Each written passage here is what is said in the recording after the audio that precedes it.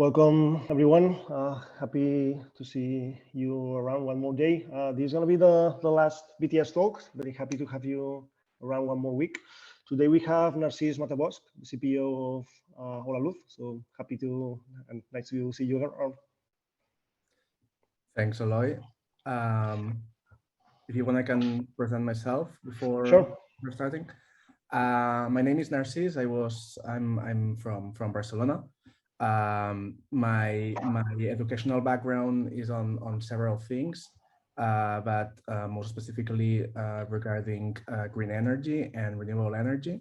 I started with architecture here in Barcelona, but then I moved to Denmark to further study how renewable energies can be implemented in countries and systems. And then I joined Holaluz as an intern. It was 9 years ago, and I've developed my career there.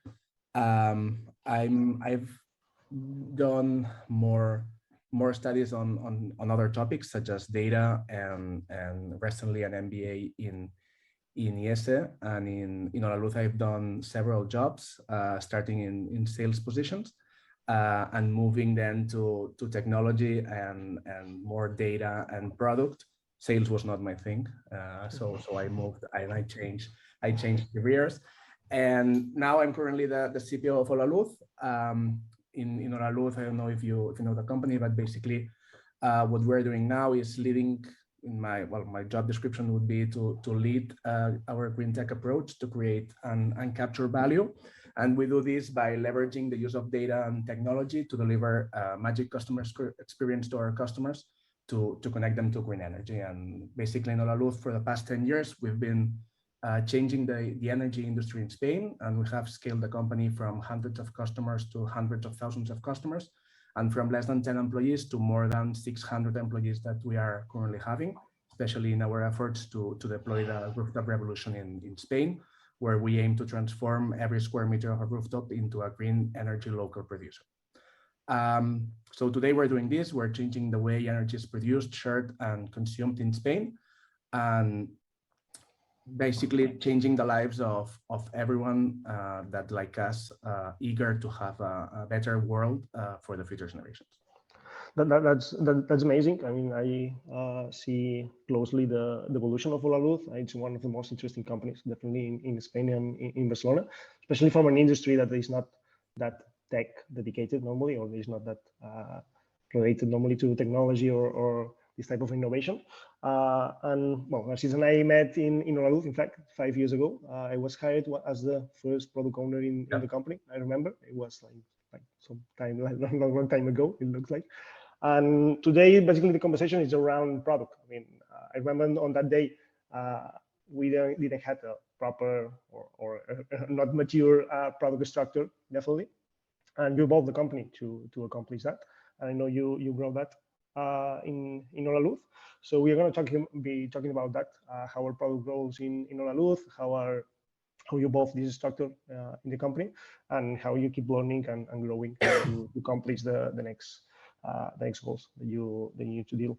So first of all, how you start the product discipline in Holaluz? I remember we had some conversations around Scrum. It should be product owner, it should be product manager, and you look super confident when you were explaining this to me. I remember, but I'm sure that you evolve a lot from that situation. Before like, I'm gonna tackle this, but I think that one of the things you mentioned are super interesting and super relevant for us. And this is why product has been so important in Holaluz since the beginning, because at the very end, we are selling a commodity that have been here for hundreds of years, and a commodity that many people, they just woke up every year, they switch in their house, and light appears, right? So why is product important in a commodity with so many years? This is one of our biggest challenges. And this is the reason that we believe we've been trying to transform this industry, right? Because we believe in making things different, and this is why product in Holaluz has been, shaping the company and shaping the way we are organizing ourselves. So what you are meaning is it's just a top management decision using technology to escalate the company and position yourself against competitors or against top players, I guess. Yeah. In fact, when Holaluz was created, it was not called Holaluz. Like apart from the SL name, right? But it was called Holaluz.com, and I remember marketing and brand people from Holaluz remarking every time we said Holaluz, it was no, it's not Holaluz, it's Holaluz.com.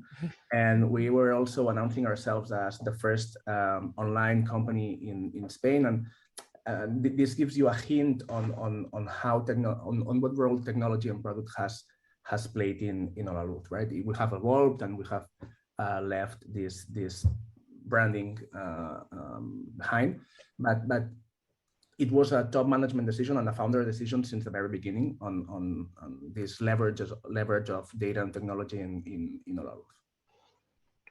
So going to the initial question, why you thought it was important to introduce the product discipline in the company at that point? I guess you already had some technology in the company itself, but at some point you decide, okay, let's create this product structure.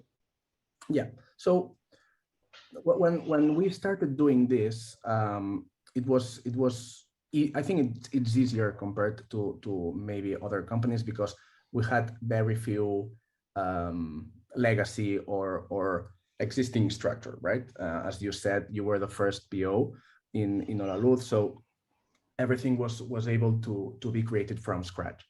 And I think that I have to say that I had no previous experience at all, and when I was hired, I wasn't not even sure what the role was about. but I think that some things that we learned in Holaluz is that there are skills that I would say are pretty commodity among roles, right? Like, I don't know, project management, stakeholder management, and all this kind of stuff. It doesn't matter if you are in product, in operations, in marketing, in whatever, you need this, right? But there are some things that are very important, and I would say are very important to product specifically, that I believe it's more from yourself. It's more from how you are. So I think that previous experience is very important, and I think that as companies scale and grow, this previous experience helps you a lot on decision making and finding the right solution. But there are things like strategic leadership, business understanding, knowing what acid questions you might ask to everyone, that it's more how you are, right? So identifying this kind of things makes you a good or a bad product manager, product professional, I would say. So by that time, it was not as important to have a super experience in this, because what was important is this entrepreneurship style that would allow us to kick off this product team, and this is why I think that we prioritized other skills rather than this, right? So going back to the question, how did we solve this, right? So by that time, we had our main problem was that we weren't sure that our current tech team, that was very small, like 5 people or something like that, was well, I would say, utilized. So we were unsure that we were focusing or tackling the most important problems, right? So we started thinking, okay, how could we solve this? We started talking to many people and seeing what companies we could learn from. And at the end, as you say several times, we started reading some books, right? And we tried to apply what we learned from those books and what we learned from similar companies to Holaluz. So I think that the key ingredients were probably 2 or 3. First one is that we started small. We started small with few developers. We started small with a narrow focus. Instead of having a broad focus of all the company, we started with more the sales and marketing parts of the business. So it was easier to having some discussions, getting everyone on the same page, etc. And then the other key ingredient was the know-how of the business and the credibility we had on the company. No? So this is one of the reasons we also hired you as the first PO, so to speak. You had some experience in the business, I think, and in fact, if I recall correctly, you didn't apply to the product owner job. You applied to operations. So we knew that we were hiring someone that had experience in the sector, in the industry, right? So we knew that some discussions or some teachings or some discovery from your part could be avoided because you also had this know-how. And the last point would be that we were super sponsored. We were sponsored by the founders. And so there were a lot of discussions that could be avoided because we didn't have to convince from scratch everyone, because it was like, hey, okay, we're doing this to manage this, to solve these problems. So go ahead, right? And this raises a very interesting topic that I believe it's also very important from all the professionals, which is know your boss, right? So I think that knowing in my case, knowing my bosses, knowing my founders was also a way to understand, okay, what are really their problems? What are the problem I'm trying to solve for them? And I think that this was also a key ingredient on how this was a succeed, I believe. That's really interesting how you explained about the utility of engineering. Like it's easy to be busy around engineering or about working with developers, but working on the proper things is much harder, right? And that's why I guess at that point, when I entered the company, I had experience on the energy industry and as a consultant, so on project management. And on that point, I remember it was more important to focus on the correct thing and than the evolution of the product itself, right? It was more like we have a bunch of projects. We were not clear on how to structure the iterations and how to deliver value to the company. It was starting this process of learning from stakeholders, learning from business, learning from operations and sales, and step by step trying to build a product that satisfies all our needs. I remember also that the first joiners were also with this type of backgrounds, not product roles itself, but people with disability on project management or more ownership on knowledge on the industry. And I guess these last 5 years you grow a lot. I remember when I left the company, we were around 80 people in technology with engineering, data and product. And I know that you keep growing from that. How you manage this process and why you decide to keep growing that much? Well, I think that the last question is just consistency on the business, right? In Holaluz, we did an IPO 2 years and a half ago with very strong and audacious goals. We will get to more or less 1 million customers by 2024. When by the time we did the IPO, we had around 200 more or less 200,000. So it was to multiply by 5 in 4 years more or less. So going back to what we discussed at the very beginning, right? We call ourselves a green tech company. We believe leveraging this use of data and technology is a way to achieve, well, it's the way to achieve our goals in several ways, in speed, in quality, in scalability, in cost, etc. So this is a no-brain decision, right? If we need to tackle all these goals, we need to scale our technology and product teams to match this. As we scale sales and operations squads and all the companies themselves. And what's the current product structure? You are the CPO, and how many people and how is the hierarchy around you? So we're currently in the process of probably rechanging this structure again, and we are seeing what's the best way to handle this. But we are currently basically we have what our company divided in areas. Areas are in a way something similar to a value chain, so to speak. So imagine acquisition, say solar execution in terms of installations, what we call solar delivery. Scalability, customer experience, well, several areas that allows us to, in a way, match our organization with how the organization in terms of Holaluz also behaves, right? So this is not the most, I would say, efficient way, because there could be another possibility, which is like, we have a bunch of technology teams and we try to prioritize everything regardless of the areas.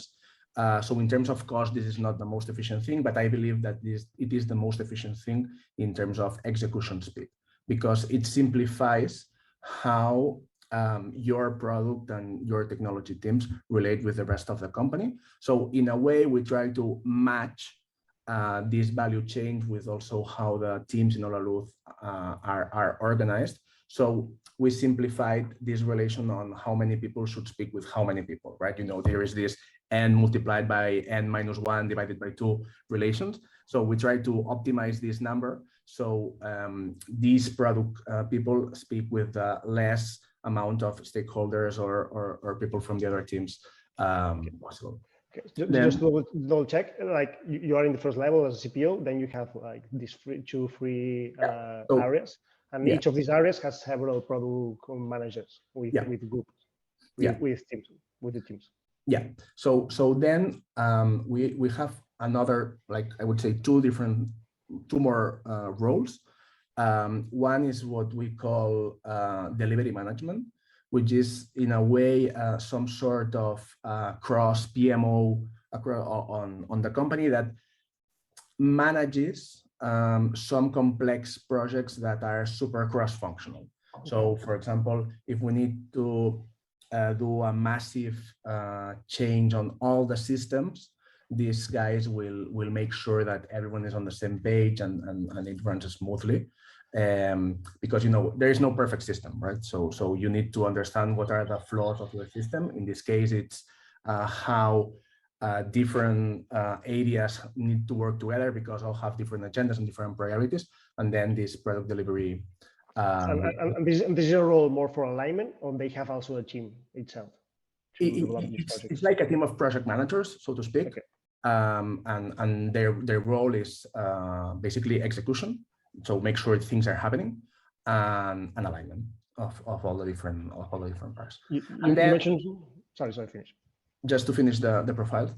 And then we have another team, which is more in like a strategic product team.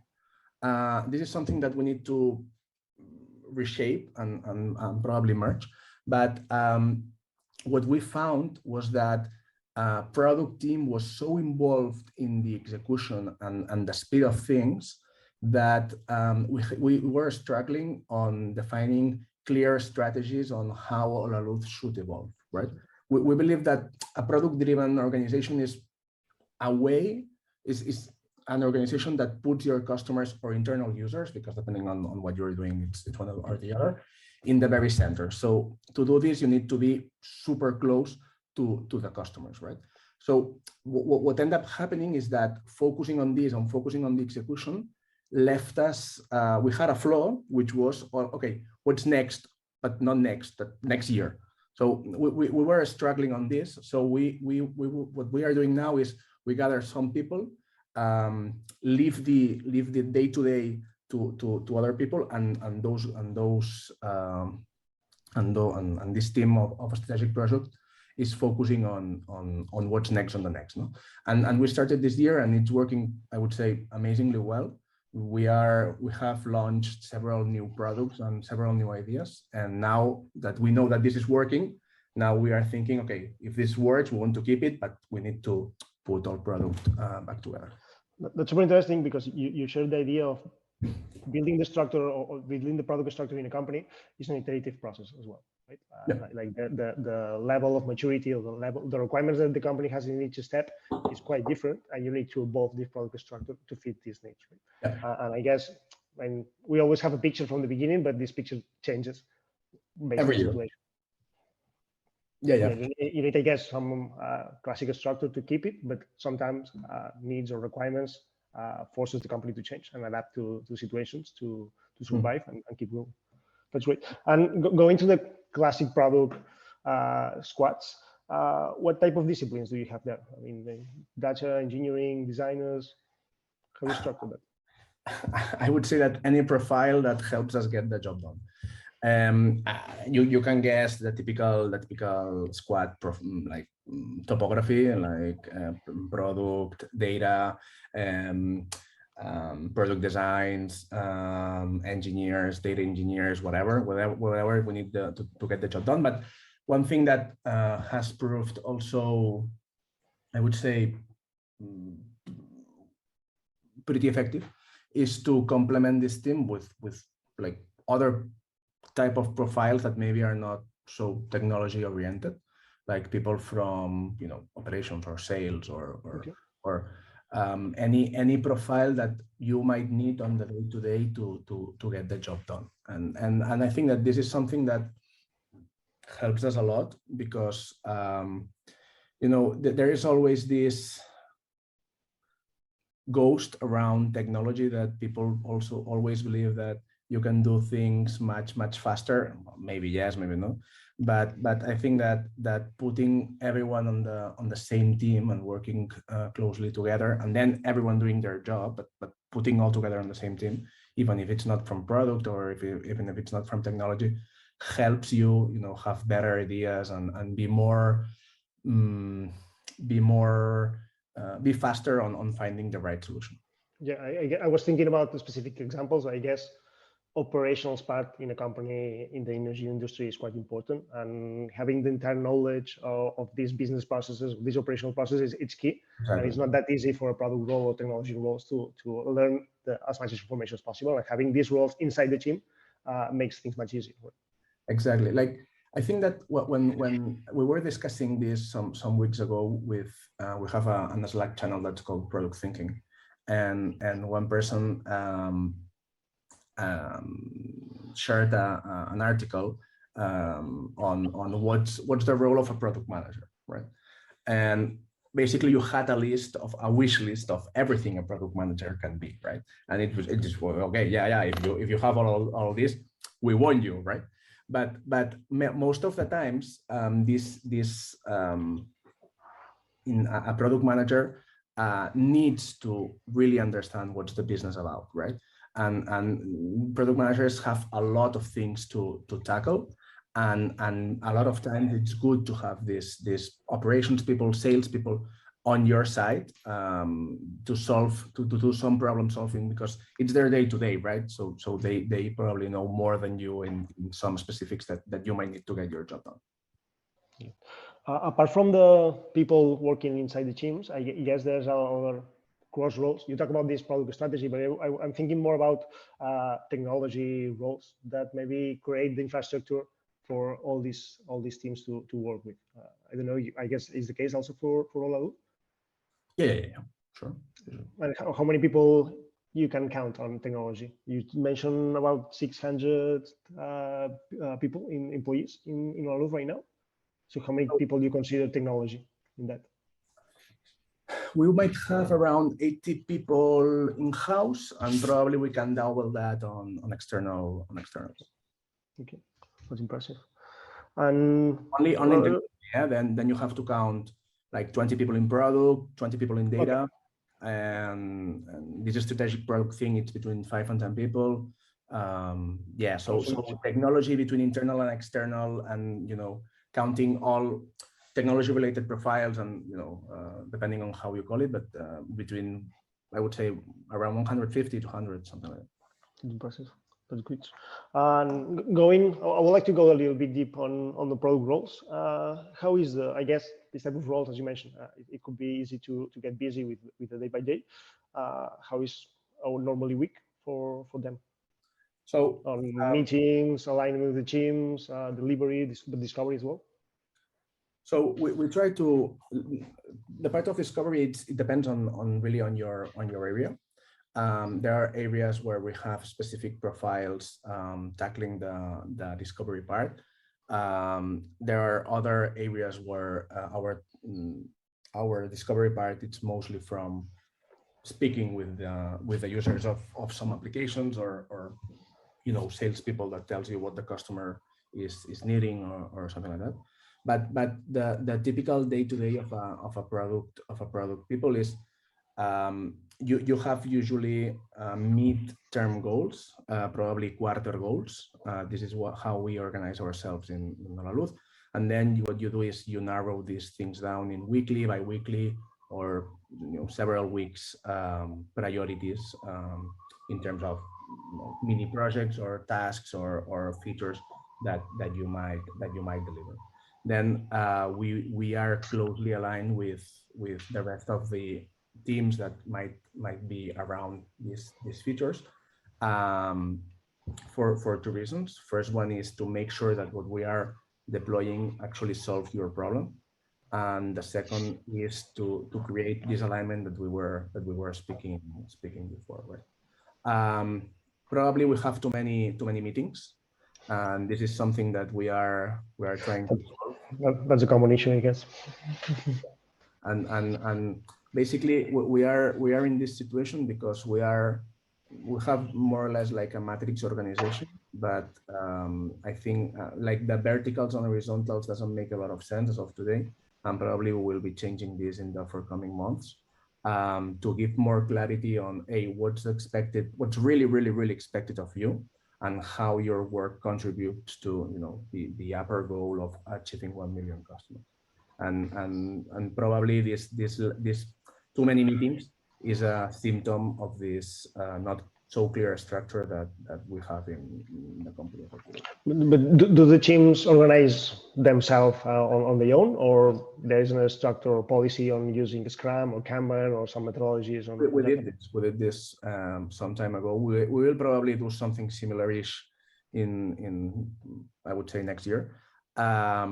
But we give a lot of freedom to teams. Like if you as a team want to organize yourself in a more Scrum way, please go ahead. If you want to use, if you want to be more like a Kanban team where you have priorities and you do one ticket, you can do this. And we are not very pushy on this. There is a lot of bibliography on this, right? And many super technology companies give a lot of freedom to this. I believe in individual responsibility in person, and I think that every team should organize themselves as they require. I do agree. I think it's the best way to proceed, also because you're going to find different challenges based on the team, right? And also the level of seniority or expertise, each of the teams is going to be different. And this type of methodologies need to adapt to the team itself, right? And it doesn't make sense to not follow that much the process that you forget about the. It's not the same. Someone that works with sales teams that usually require a higher lead time, higher pace than in operations that you need to be more slow but more secure in what you're doing, or people working on security. I think that you really as a manager don't really know what's their day-to-day like, so you have to give this freedom on. And how do you balance? I mean, I totally agree that you should give this a space of freedom and leadership or ownership on the teams, but how you manage sharing the entire context of the company to all the teams? I guess there is a top management or company priority quarter by quarter through OKRs or whatever. How you manage to make sure that all the teams are knowing what's the company about, what's the next focus, and what's the priorities for them. So we do this in several ways. The first one is we do all hands every week, every Monday 9 a.m. all hands on with all the company, half an hour. We present an update on how the KPIs are evolving every week, the same slide with the updated numbers. So it helps you in a way setting a stage where everyone is understanding the same and everyone have a clear picture on what's right and what's not, right? So this helps a lot because it simplifies a lot of decisions, because as you push this information, and it's more of an unidirectional thing in this case, everyone is on the same page, and this helps a lot. Then we do quarterly plannings. We always try that the quarterly plannings are more or less similar, but changing the numbers, right? But the Q1 and the Q2 were the very same, but with the numbers changed. The concept was the same. So you don't have to retrain 600 people on what's expected from them. And then we have like the management, like we do a lot of dynamics together. The management and like both the senior and the junior management. So we are all on the same page on the strategic initiatives and the problems of the company. So we try to be on the same page on that, because we know that then we can send the same message to a lot of people, right? So we currently have a senior management of around 8 people and a junior management of 30 people, which is a lot. But you know, this junior management, this so big junior management allows us to penetrate in a way to all the teams to make sure the message is clear everywhere. Interesting. Cool. So going more to the role itself, to the product roles itself, what are the characteristics that you value more for product owners, product managers? I know some companies look more for specialists on proper areas. Other companies prefer to have generalists on their joiners. What's your opinion about and how you balance those? So there are several things here. First one, I would start with what you were commenting about generalists versus specialists. From what I've seen very few cases, and I can name a few, where are really neat and specialist. Those could be ERPs, CRMs, maybe teams that are super focused on digital marketing, that you really need to understand how all these things work. But apart from these things, once you get into more business, you know, as usual things, you don't really need super expertise, except if you are, for instance, in our case, that we work a lot with producers and some super core things on the sector that are very complex if you are from outside, and then you want a specialist there that knows how the sector works, right? But on the typical things that you would count on product, a generalist should be good enough. What I've seen and what I've learned with a lot of time and a lot of pain is that rotation is so high. And this is the same for developers and from many people in this kind of jobs, that what you know as a professional are these commodity things that I was referring to the very beginning of the session. Stakeholder management, project management, aligning people, managing people. But what really lacks in a lot of people is this strategic thinking and business understanding. So at the end of the day, as a summary would be, hey, know your numbers. Know your numbers. So are you in sales? Okay, how many sales do we have? What's the average margin per sale? What's the average commission or average cost of acquisition? And this, the important thing is not knowing these KPIs, but you as a professional understand that you need to know them. You need to know them.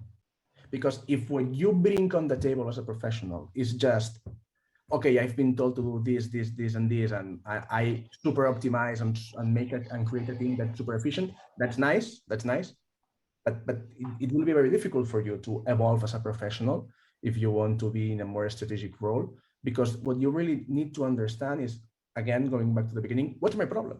What's my problem? And my problem today is, okay, how I will get in time, quality, to 1 million customers. And to do this, I need to do this with a certain cost structure. I need to do this with a certain cost of acquisition. I need to do this with providing enough innovation so I can differentiate myself, because at the end of the day, I'm a commodity. So I need to push more products to differentiate myself from competitors, right? So I clearly see, sorry to interrupt, but I clearly see this evolution on product roles these last 5 years, 7 years. We started with product owners, and if you go to the basic or manual definition, you're going to see that these type of roles are, and then many companies misunderstood them and mix it. But when you focus on product owner definition, you're talking more about execution, right? And what you are lacking right now, probably it's more, or what you're looking for, it's more strategy, right? And that's why most of the companies change from product owner to product managers. Product manager evolution to more execution, but also strategic steps. And it's also important to have this type of roles participating in this type of task on the daily jobs, right? It's for me, one of the most critical things is to know yourself, right? There is I think it's from Peter Drucker. There is a very, very, very famous article that maybe it's from 20 years ago, something like that, that pushes you to understand how you are as a person and how you are as a professional. And the long story short is play at your strengths. So, like you've seen, and many of us have seen this, right? So you have a child that is good on maths, but not on, language. So you put these children to learn more about language, or the opposite, right? You have they are not good at math, so they do maths classes, right? So, well, this might make sense in a way, but what you should be really doing is push your strength and play your strengths, right? So if you are extremely good in execution, play at your strength, and maybe this is what you like and this is what you enjoyed. And I think that a lot of times you change from product owner to product management because it sounds better, or because, but I'm not sure, I'm not super sure that most of the times you really understand what you really need. And I really push a lot of people to really understand what are you good at, and if you are good at execution, this is amazing, because this is also from Peter Drucker. Strategy is a commodity because everyone has it, but execution is an art, right? Because what really differentiates companies is how you execute. So I've never been super fan of these descriptions. What I've been super fan is on really understanding what's behind, right? And how the needs of a role really match your know-how as a professional. If you are amazingly good on execution, it's super fine to be a product owner, or however you want to call it. If you are super good on having a more looking forward mindset, okay, become a product management. And I think that both are important, and many times these product structures create an illusion of that one is better than the other, and this is not true and shouldn't be. I have the impression this is going to be the industry, how it's going to look like in the future. Like we're going to have more specialists in each area. We're going to probably have more product managers and product owners working at the same time. Some of them working more on strategy and others working on more in execution. And we have more specialists or more people dedicated to certain areas than having like the whole picture all the time, right? Because like this is kind of expanding, and it reaches a level that is not easy for a professional to manage all that. I'm not sure on that. Like what I think that the hiring strategies and resourcing strategies are changing, and what it's starting to be valued is your abilities as a professional rather than what you've done in the past, because things are moving so fast that your job description will be will be real for 6 months, because in 6 months probably you will change what your focus is and what are the priorities of the company. So I think that these base qualities of you is what will eventually define the hiring strategies, and specializing. I think that it takes, like it could be useful for some months, maybe years, but I don't think it will be. No, I meant specializing on the task that the product. Completely. Like for example, what we've seen with engineers, basically, or developers. We used to have full stack engineers or software engineers in general, where they were working on backend and front end and QA at the same time. And we have a specialist now in each of these areas, right? Yeah. So I have the impression that it happens the same with data roles, and could be the same with product roles in the future, or even with designers. We see something similar. Good. So just a couple of questions just for finishing. How you keep learning from the industry, how you keep or recommend others to keep learning from product management industry and all the bibliography that you commented that is around. So I was thinking on this some days ago. I've never done and this is something I want to do, but I've never done a specialized product course or trainings or whatever. And there are some that I would like to do, but I've never done this. What I've been mainly focused is on learning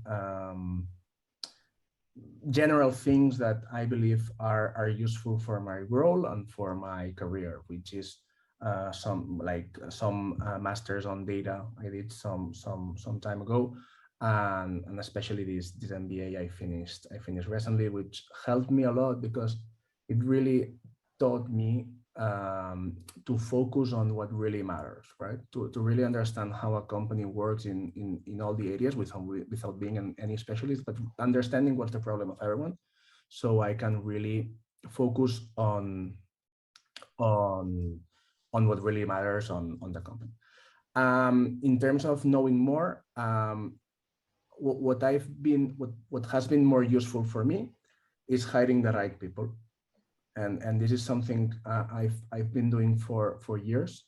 To hire people, I would like them to be my boss. I know this is a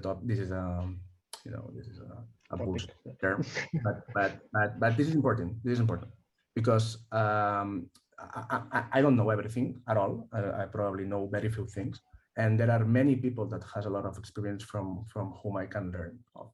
So in thanks God, we've been growing, and we've been we are super lucky to increment our team by a lot every year. So we can never ending high profiles from whom we can learn.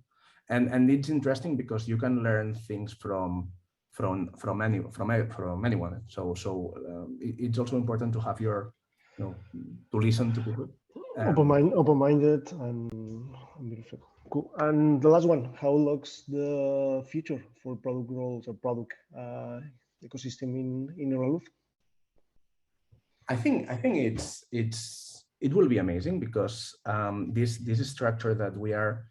You have any open position you want to promote it? We are like, thanks God, we always hire because we need to grow. So this for sure.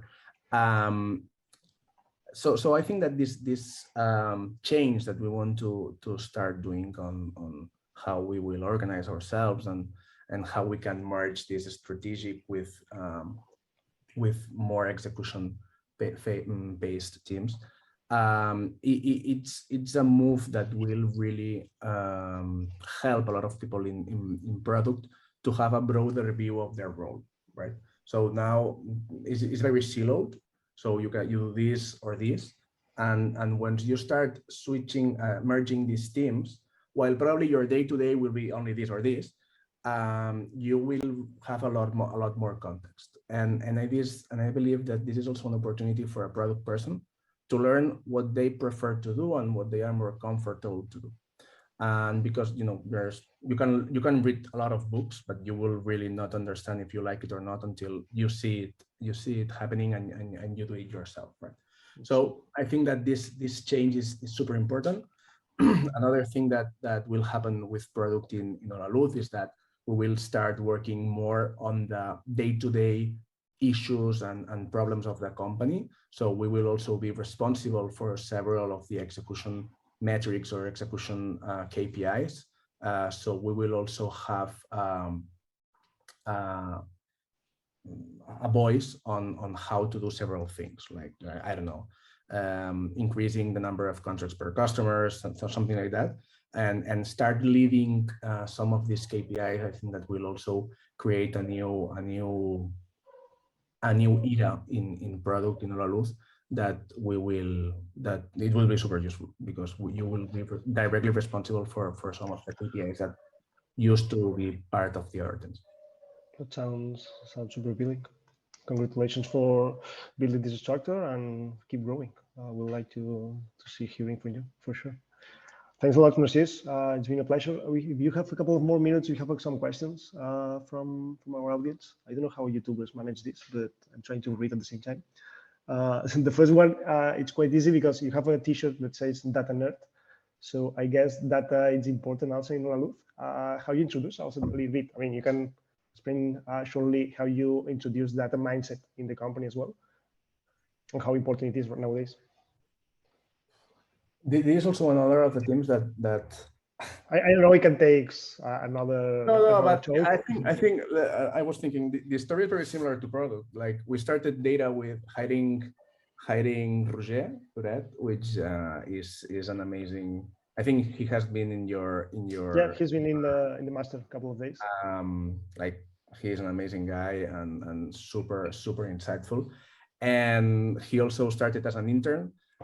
We created what we called business intelligence team back in 2016, and from that we've grown that team to 20 people as of today. Our focus on data is basically generating insights, and this is something that we learned from Manuel Bruscas in 2016, and we have recently hired him as a VP of data. And this is something super important for us, because you can use data for just some reportings or some dashboards, and it might help you a little. They look cool, and that's all. Yeah. But the importance of data is how you transform data into information that you can use to improve your processes, to create new business, to create new products, right? And in fact, this is something that in my theoretic model, this is how it works. We have data that generates a lot of insights. These insights are used by product people to create products, to improve our strategy, to deploy our strategy, and then this is executed together with the technology teams, right? So this is the three teams I manage, and this is why data is the start of the process, right? So this is why it's very interesting for us, and of course I love data and I'm playing with it. Cool. And the last one, when we were talking all these talk about product around technology, but you, I guess, Holaluz have a product business as well. Like, when you launch a new type of product or business product, I mentioned about Tarifa Justa. I know you launch it. I know you have these solar products to sell to your customers. How you balance these two types of products, and how you align between the ownership of a product manager, product role, with the ownership on the business side? Well, this is the split between product strategy and the product management that I was commenting, and what we are looking forward is to merge these two parts, right? But for instance, in this half year, we have launched several products. We are launching maintenance products for our supply portfolio, also for the solar portfolio. We are launching new products for solar to improve the savings and the value that solar installation can give to you. For instance, I'm like here in this roof that I have here. There are PV panels here that are basically making the energy bill of this house free, or nearly free. So basically, what we do is a very simple framework on building blocks. So in Holaluz, we believe in quotes. Quote meaning the same monthly rate every month. So every month you pay the same. And this has been a very hot topic for us, because what allows ourselves is to transform the complexity of an industry that anyone that has worked in this industry will know that it's a complete mess. And probably if you don't work in this industry, but you pay every month your energy bills, you will know that this is a mess, because like it's impossible to do this correctly. So what we try to do with this quote strategy is basically making our customers independent on the complexity of the system. So the complexity is on us, the risk is on us. So what you only need to do is to work with a company that, as we expect, as the same, all of our customers that want to make this project run with clean energy. So, and we manage the complexity of the system. So this building block strategy, what allows ourselves is that everything will make sense, because if you think on building blocks, you know that this block will be able to match the block below. So if you want to create a new solar product, we know that the way we think them will perfectly match any of the supply products we have. And then what we do is basically all the products in product strategy has been pretty involved or has a lot of experience also in product management. So they really know how complex it is and what things we should think about. So it also helps a lot on the implementation of the systems. But it all goes together, because as said, we do quarterly plannings, we do quarterly prioritizations, and we make it match. Cool. Thanks a lot again, Narcís, for your time, for the explanations, for the details on how product works in Holaluz. It's been a pleasure, Eloi. And thanks all for coming to one more week to the BTS Talks. That's all for today. Thank you.